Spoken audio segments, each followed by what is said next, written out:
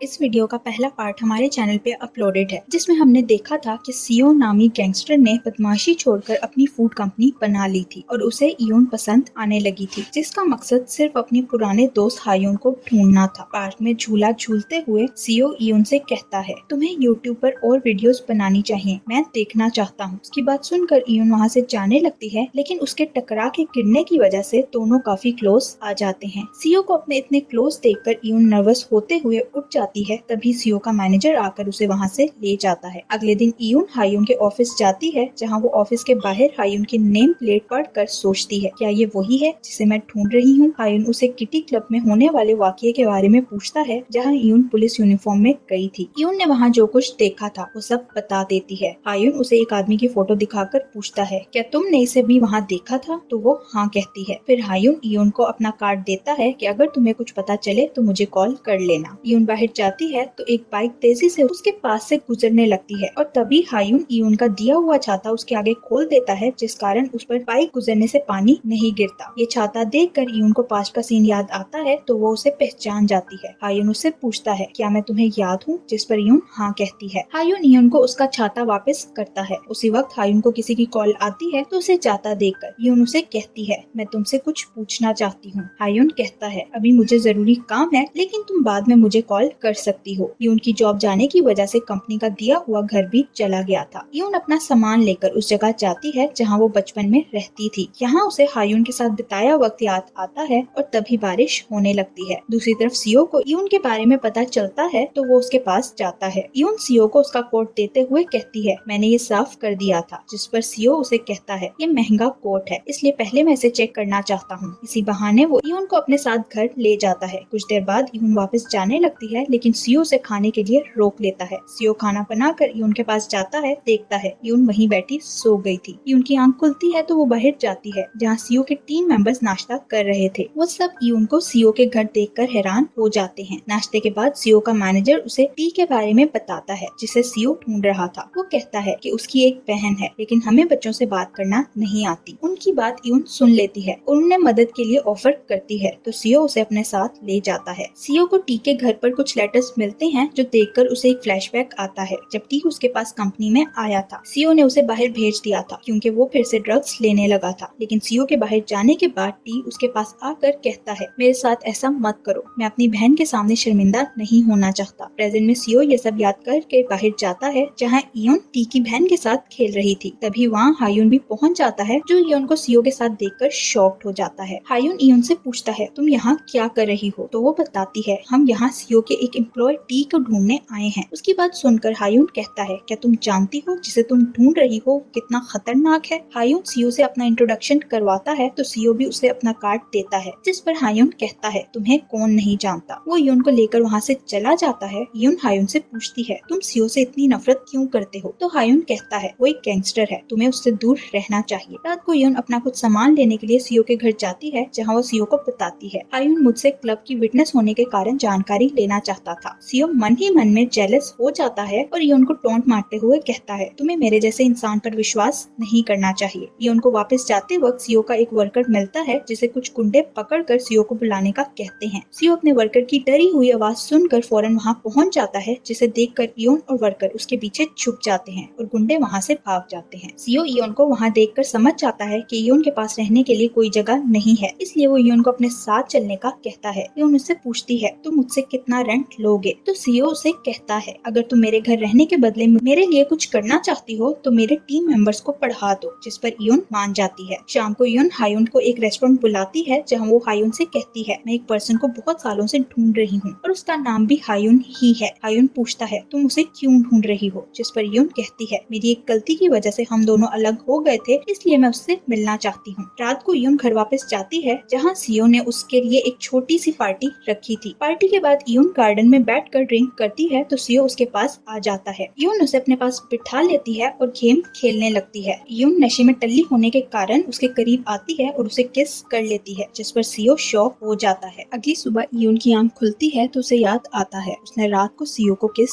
किया था। ये याद आते ही वो शर्मिंदा हो जाती है और सोचती है, मुझे ड्रिंक करते हुए 10 साल हो गए, लेकिन मैंने कभी ऐसी गलती नहीं की, तो अब ये कैसे हो गया। वो जैसे ही अपने रूम से बाहर जाती है, उसी वक्त सीओ भी अपने रूम का दरवाजा खोल खोलकर बाहर आता है और दोनों एक दूसरे को देखकर रुक जाते हैं। इससे पहले सीओ कुछ कहता, यून उसे कहती है, मैंने कल रात बहुत ज्यादा पी ली थी, इसलिए मुझे कुछ भी खास याद नहीं। सीओ हैरान होता है कि इसने मुझे किस की और इसे याद ही नहीं। यून कहती है, आइंदा मैं इतना ड्रिंक नहीं करूंगी ताकि फिर से तुम्हारे क्लोज ना आ जाऊं, और वापस अपने रूम में चली जाती है। बाहर खड़ा सीओ उसकी बातें सुनकर स्माइल करने लगता है क्योंकि वो समझ गया था कि यून सिर्फ ड्रामा कर रही है। सीओ अपनी कंपनी की न्यू प्रोडक्ट की लॉन्च सेरेमनी में जाता है जिसके लिए उसने यीना के साथ एडवर्टाइजमेंट कॉन्ट्रैक्ट किया था। सेरेमनी के बीच एक रिपोर्टर यीना को प्रोडक्ट टेस्ट करने के लिए कहता है, लेकिन यीना को इस प्रोडक्ट से एलर्जी थी। फिर भी उसे मीडिया के सामने इस प्रोडक्ट को टेस्ट करना पड़ता है जिससे उसे एलर्जी हो जाती है और उसकी हालत खराब होने लगती है। ये देखकर सीओ उसे डॉक्टर के पास ले जाता है। उधर यून घर में सीओ के मेंबर्स का इंतजार कर रही थी क्योंकि उसे उन्हें पढ़ाना था। उस सब लोग वापस आते ही पढ़ने की बजाय यून को सेरेमनी के बारे में बताने लगते हैं, तो सीओ और यीना नामा सुनकर यून जेलस हो जाती है। वो सबको पढ़ाने लगती है और क्लास खत्म होने से पहले सब मेंबर्स उससे पूछते हैं, तुम सीओ के बारे में क्या सोचती हो? यून कहती है, वो एक गैंगस्टर है। तभी सीओ भी घर आ जाता है जिसने यून की बात सुन ली थी। वो गुस्से से उसे कहता है, तुम मुझे क्लास के बारे में क्यों बता रही हो? मैं तो एक गैंगस्टर हूँ। यून समझ जाती है सीओ ने उसकी बात सुन ली है, तो वो हंसते हुए अपने रूम में चली जाती है। अगले दिन यून और हायून साथ थे। जब हायून को उसका एम्प्लॉय कॉल करके टाई की बहन और ग्रैंडमा के गायब होने का बताता है, हायून यून के साथ वहाँ जाता है तो देखता है उनका घर खाली था, जिस पर यून फौरन सीओ से मिलने चली जाती है। दूसरी तरफ यून के जाने के बाद हायून सीओ से मिलता है और उससे पूछता है, टाई की बहन कहाँ है? सीओ से कहता है, मैं तुम्हें नहीं बता सकता कि वो कहाँ है, लेकिन वो सेफ है। फिर हायून उससे पूछता है, तुम यून से क्या काम लेना चाहते हो? जिस पर सीओ उसे कहता है, वो तुम्हारा मसला नहीं है। हायून सीओ को बताता है कि मैंने 10 साल पहले तुम्हें एक होटल में देखा था और मैं उस होटल में होने वाले वाकये का विटनेस हूँ। नेक्स्ट सीन में यून सीओ से टाई की बहन के बारे में पूछती है तो सीओ कहता है, वो ठीक है। फिर वो यून से पूछता है, तुम और हायून कब से दोस्त हो? लेकिन यून उसे कोई जवाब नहीं देती। तो सीओ पूछता है, तुम हायून के साथ क्यों नहीं आई? इसलिए कि वो एक प्रोसिक्यूटर है या कोई और बात थी? यून उसे कुछ कहने लगती है, लेकिन सीओ उसकी बात सुने बिना ही वहाँ से चला जाता है। अगले दिन सीओ के मेंबर सीओ की मीट फैक्ट्री जाते हैं तो यून भी उनके साथ चली जाती है। फैक्ट्री में एक औरत यून को फारिग देकर उसे काम करने का कहती है। यून एक मेंबर से लेबर स्टिकर्स का पूछता है तो उसे जानबूझकर कोल्ड स्टोरेज में भेज देता है। यून स्टोरेज रूम में जाती है तो वही मेंबर स्टोरेज रूम का दरवाजा लॉक कर देता है। यून को स्टोरेज रूम में सीओ नजर आता है जो पहले से वहाँ आया हुआ था। यून उसे दरवाजा लॉक्ड होने के बारे में बताती है तो सीओ दरवाजा खोलने की कोशिश करता है लेकिन नहीं खोल पाता। रूम बहुत ज्यादा ठंडा होने की वजह से यून की हालत खराब होने लगी थी, जिस पर सीओ उसे हक कर लेता है। उधर सीओ का वही मेंबर अपनी बाकी टीम को बताता है कि उसने यून को रूम में लॉक कर दिया था, तो वो सब लोग उसे बातें सुनाते हैं। फिर वो सब लोग कोल्ड स्टोरेज रूम की चाबियां ढूंढ कर उसे खोलते हैं तो अंदर से सीओ यून को उठाए बाहर आता है जो बेहोश हो गई थी। यून की आंख खुलती है तो वो हॉस्पिटल में थी और सीओ भी उसके पास था। यून सीओ से पूछती है, तुम्हें मेरी इतनी चिंता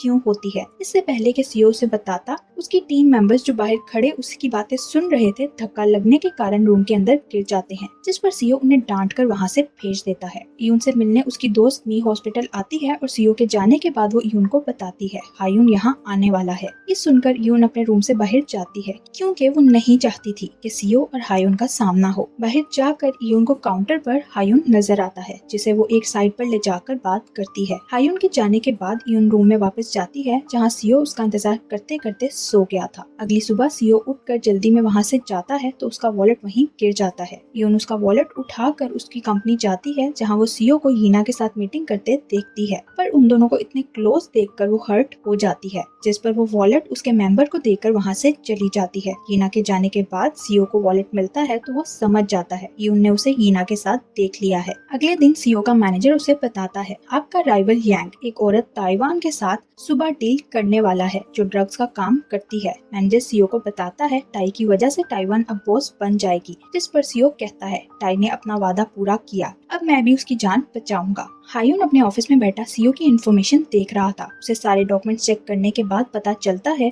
यून जिस हायून को ढूंढ रही है सीओ ही असल में वो हायून है। सीओ ने कुछ साल पहले अपना नाम चेंज कर लिया था। वहाँ सीओ अपने घर के गार्डन में एक जगह खुदाई करके वो बॉक्स ढूंढ रहा था जो उसने बचपन में यून के साथ वहाँ छुपाया था। कुछ देर बाद यून घर आती है तो सीओ हाथ में वही बॉक्स पकड़े उसके सामने आ जाता है। 8 साल पहले का सीन दिखाया जाता है जिसमें सीओ इस घर में शिफ्ट हुआ था। मैनेजर सीओ से पूछता है, तुम इसी घर में क्यों आना चाहते थे? तो वो बताता है मैं बचपन में यहाँ रहता था। सीओ गार्डन में उसी जगह से खुदाई करके वो बॉक्स निकालता है और मैनेजर को बताता है मेरा नाम पहले हायुन था, लेकिन अब वो हायुन मर चुका है। प्रेजेंट में ये सीन याद करके सीओ इयुन को वो बॉक्स देता है तो वो हैरान होकर पूछती है तुम इस बारे में कैसे जानते हो। सीओ कहता है मैंने गार्डन में इस जगह की खुदाई हुई देखकर अपने मेंबर से कहकर इसे निकलवाया है। सीओ इयुन से कहता है कुछ मेमोरीज को हमें अपने दिल में ही छुपा कर रखना चाहिए और वहाँ से चला जाता है। रात को सीओ का मैनेजर उससे मिलने आता है और उसे बताता है कल होने वाली ड्रग डील में ताइवान के साथ 7 गुंडे आएंगे और यांग के साथ इससे भी ज्यादा होंगे। वो सीओ से कहता है हमें इस बारे में पुलिस को बताना चाहिए, जिस पर सीओ कहता है अगर अभी हमने पुलिस को बताया तो टाई को नुकसान पहुंच सकता है। फिर सीओ मैनेजर को बताता है मैं कुछ दिन पहले हायुन से मिला था जिसने मुझे 10 साल पहले होटल में देखा था। 10 साल पहले का सीन दिखाया जाता है जिसमें सीओ अपने होटल जाता है जहाँ एक म्यूजिक इवेंट होने वाला था। सीओ हॉल में जाता है, वहाँ यांग पहले ही मौजूद था। सीओ को देखकर वो कहता है मैंने इतने साल तुम्हारे डैड की कंपनी को स्टेबल करने के लिए मेहनत की, लेकिन आखिर पर उसने बिजनेस मेरे बजाय तुम्हें दे दिया। आज मैं तुम्हें मारकर इस होटल पर कब्जा कर लूंगा। और उसी वक्त यांग के गुंडे इवेंट में आने वाले लोगों को मारकर वहाँ से भगा देते हैं। फिर वो सब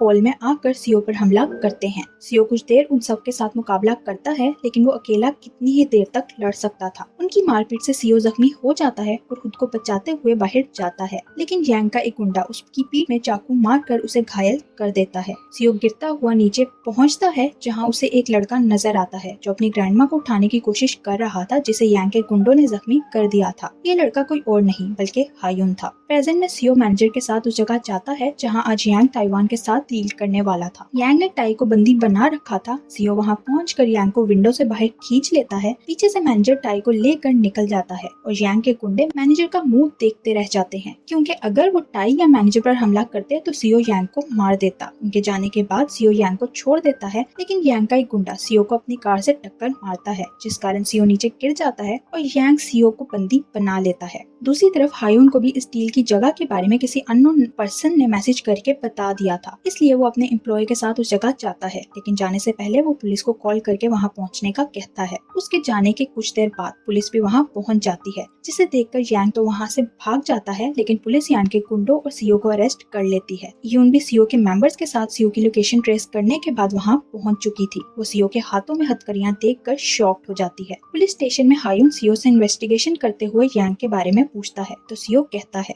मैं नहीं जानता वो कहाँ है। फिर हायुन सीओ से पूछता है क्या तुम किसी हायुन नाम के आदमी को जानते हो, जिस पर सीओ मना करता है। हायुन उसे बताता है यून हायुन नाम के एक आदमी को ढूंढ रही है, जिसे बचपन में प्रोसिक्यूटर बनने का शौक था और यून मुझे ही वो हायुन समझ रही है। हायुन सीओ से कहता है मैंने सोचा था मैं जब इस बारे में सच जान जाऊंगा तो यून को बता दूंगा, लेकिन अब मैं ऐसा नहीं कर सकता। सीओ उसकी बातों से बोर होने की एक्टिंग करते हुए कहता है मुझे इस सब में कोई इंटरेस्ट नहीं। फिर सीओ बाहर जाता है जहाँ मेंबर्स और यून उसका इंतजार कर रहे थे। सीओ अपने मेंबर्स को घर जाने का कहकर अंदर जाने लगता है तो यून उसे आवाज देती है। सीओ रुकता है, लेकिन उसकी बात सुने बिना ही वापस पुलिस स्टेशन चला जाता है जहाँ टाई से इन्वेस्टिगेशन की जा रही थी। रात को सीओ घर आता है तो यून बाहर ही उसका इंतजार कर रही थी। वो अंदर जाने लगता है तो यून उसके माथे पर लगी चोट पर हाथ लगा कर देखने लगती है, लेकिन सीओ उसे खुद से दूर कर देता है। वो यून से पूछता है क्या तुम मुझे लाइक करती हो। फिर वो कहता है मैं तुम्हें लाइक नहीं करता, तुम मेरे लिए सिर्फ एक किराएदार हो,